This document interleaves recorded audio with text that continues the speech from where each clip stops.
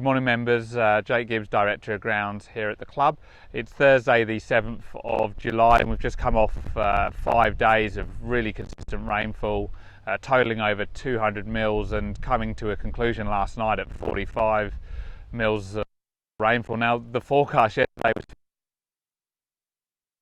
past anything that was forecast yesterday. It really has left the golf course extremely wet.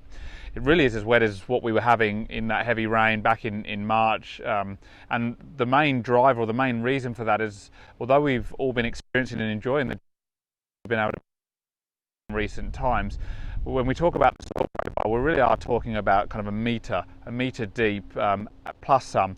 And what we often see is that top layer dry out, especially where we've had so much rain.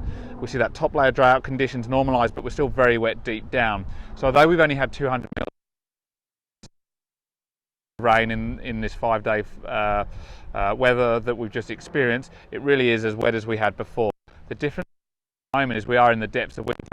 Grass grows very little, if at all, and what we see is if we do any damage now, we'll be looking at those areas right through till kind of September, so that early spring, before we really can get any recovery. So for me at the moment, best management we can do is really manage how the course team are moving around the golf course, making sure we're not doing any unnecessary damage, but also restricting golf at this point until we can get these surfaces a little dry. Now it has actually stopped raining, which is great, and there is good wind movement today, being Thursday the 7th. Now we'll hope that that continues, but we will keep the golf course shut for the foreseeable future until we get to the point where we feel we can. I think it's that pain that we need to take now, hopefully just for a few days, and then will be the benefit of that will be that we will have a golf course that is in good condition the back half of winter into spring. Now if I just come in the tee shoot at the first, and this is a classic of what we've got out here at the moment, quite a thick, like an area that's thin and worn just from high traffic, but an area that is really kind of squelchy underfoot.